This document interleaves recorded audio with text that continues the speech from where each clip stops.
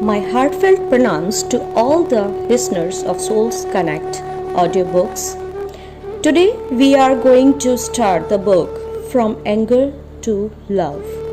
This book is a collaboration from the fields of science, psychology, and the contemplative traditions. So, what is the purpose of anger? How can we let it transform us? What is love? How can we become more loving? These are some of the questions addressed in this book, which is an interdisciplinary collaboration of experts who share their experiences and insights on the emotions of anger and love. It is a practical self-help guide and a rich repository of personal stories and information from science, psychology, and spirituality. The authors all practice and teach some method of self-development, and each brings a unique perspective to the topic, along with the methods that have helped them transform. The result is a set of simple practices and lifestyle tips that will help change your life for the better. So let's start the book. So we are starting the first chapter, that is Understanding Anger, which is written by Kamlesh D. Patel, also known as Taji. He is the fourth and current spiritual guide of the Heartfulness movement.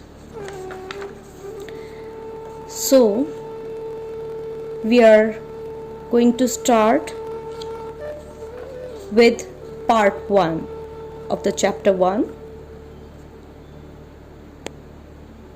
Let's start. Most of us struggle with anger. Sometimes we hurt others, causing outer tension and conflict.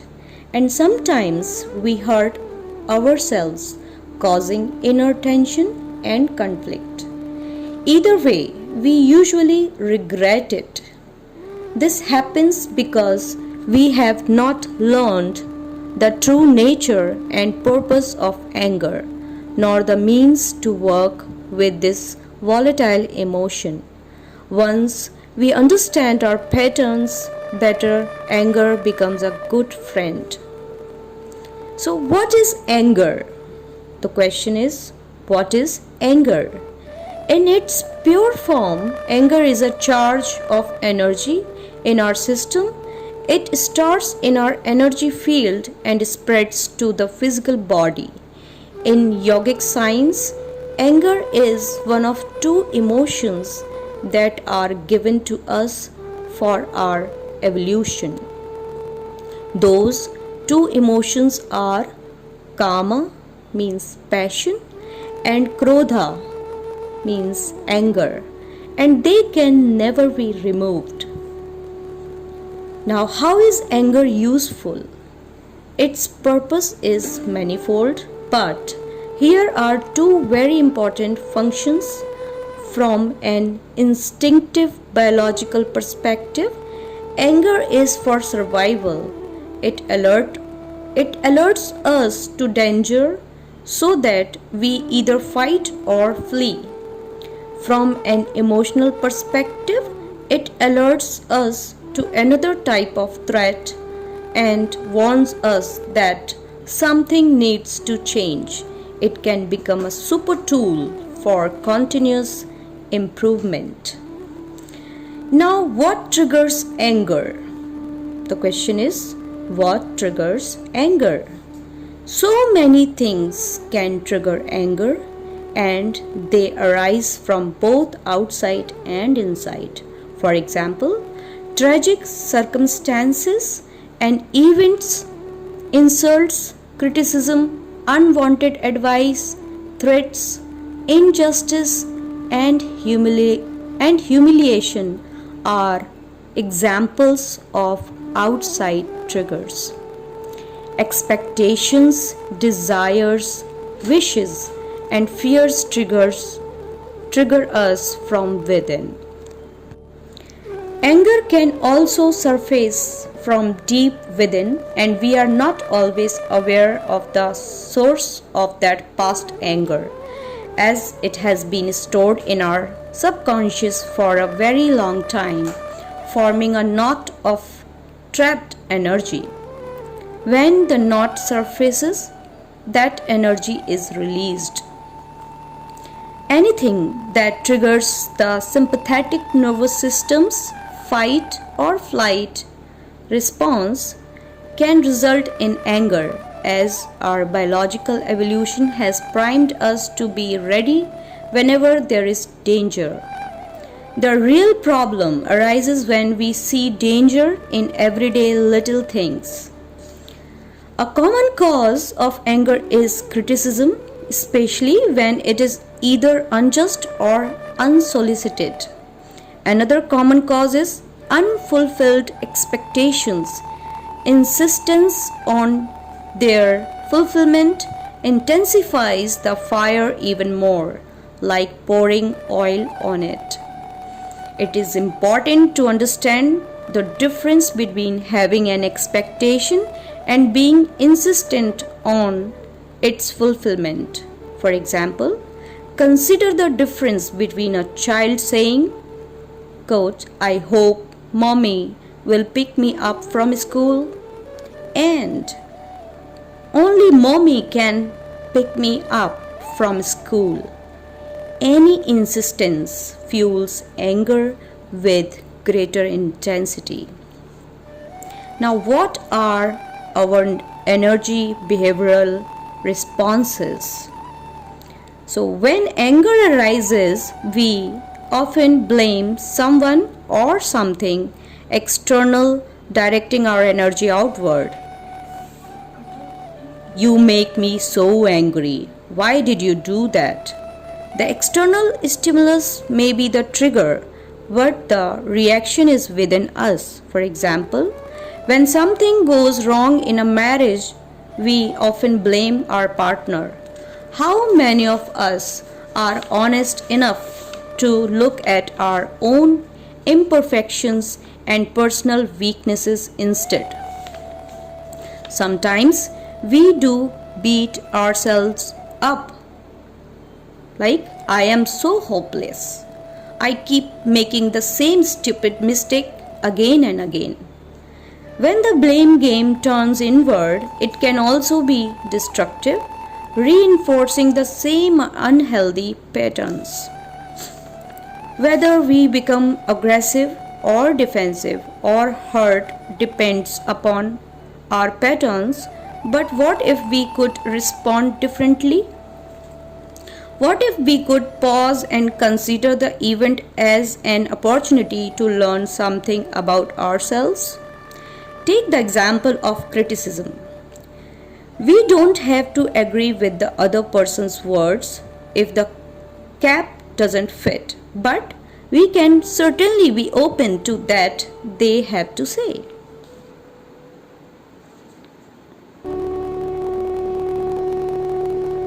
If the person says, "I don't like what you did in that situation," we could respond with, "Thanks, I didn't realize this until you spoke to me."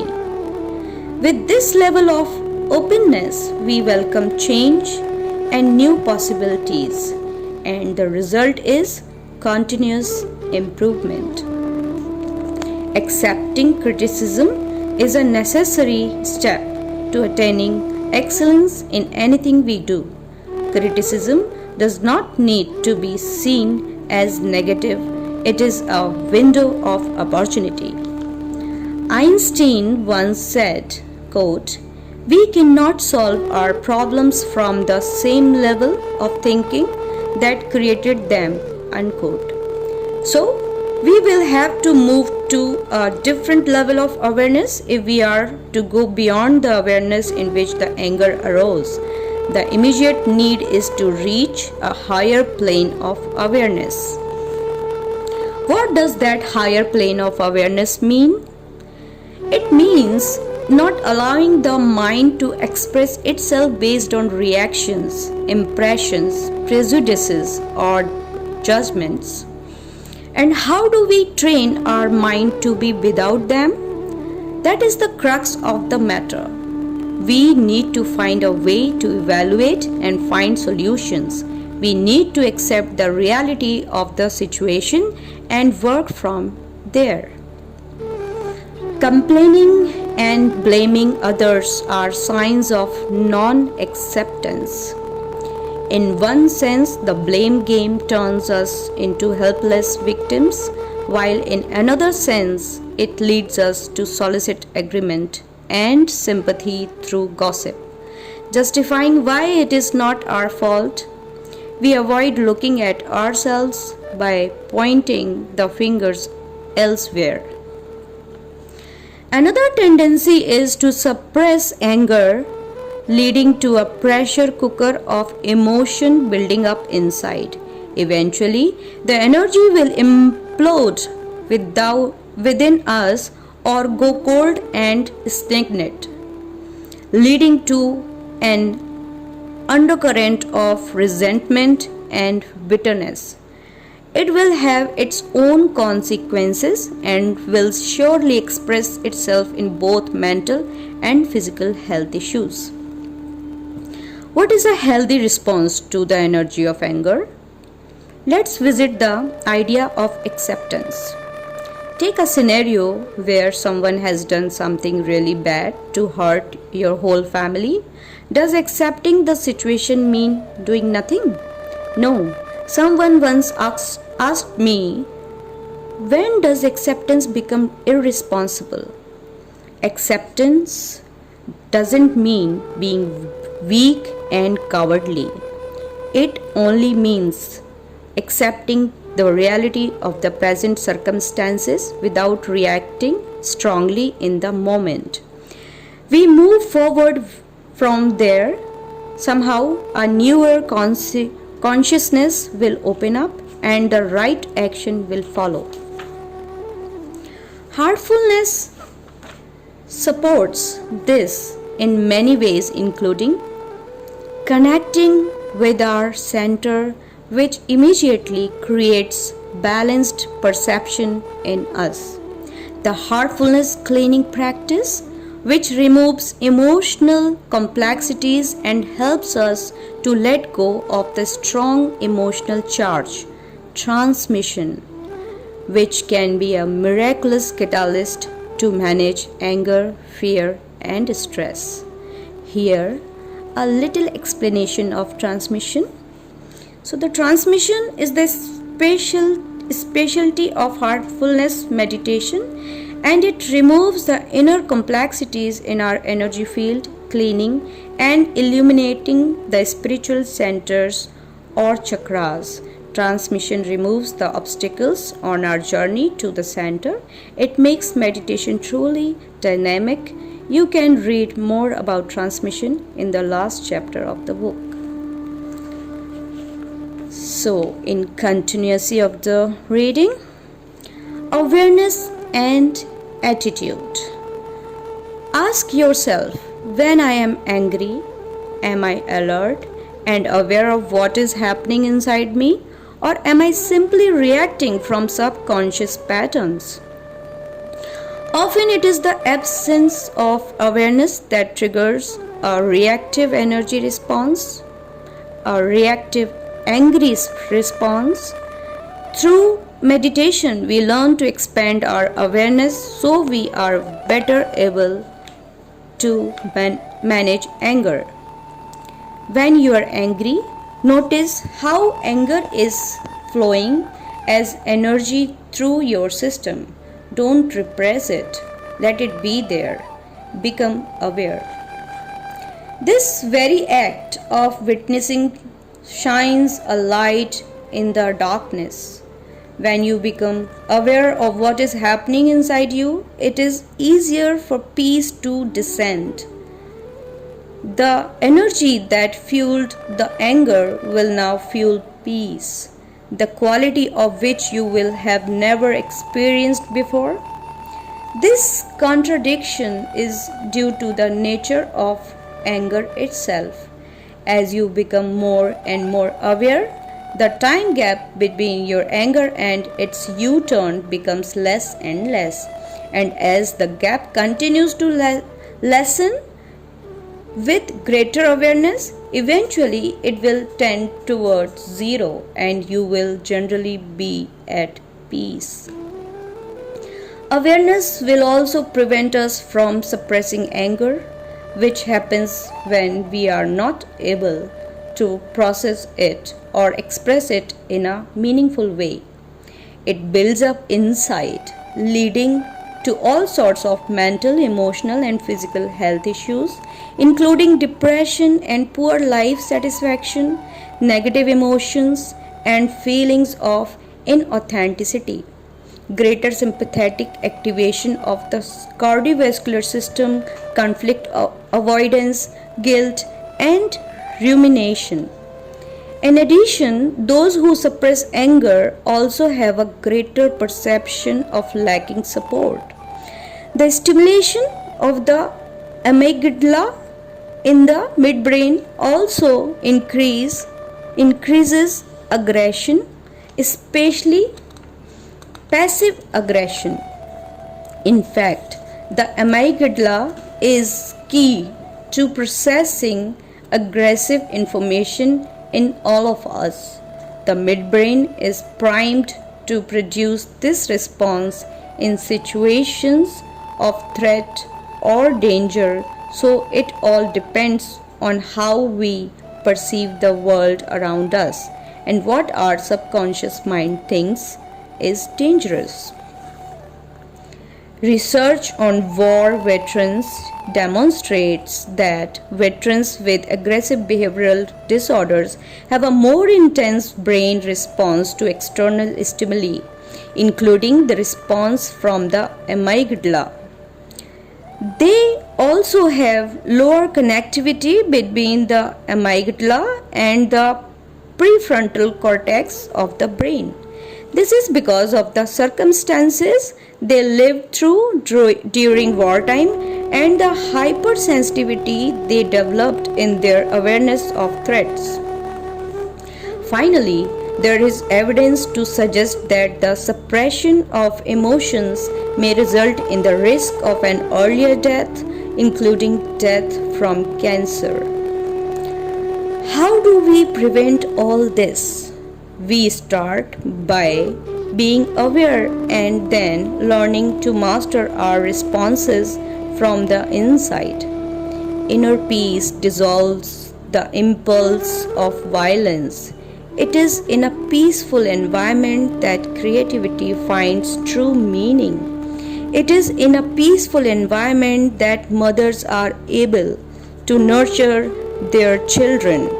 It is in a peaceful environment that we witness and enjoy happiness and so many other wonderful things. Practicing meditation develops our ability to be aware and present, so we reduce the time gap between anger and its U-turn. We respond faster with empathy and serenity. Ask yourself another question. Why do I want to curb my anger? Is it because you think it is sinful or because it creates stress and damages your system?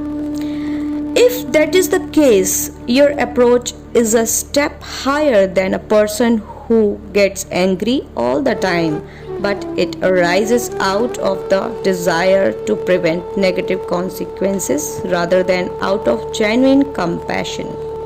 It is the attitude with which you curb anger that will change your future.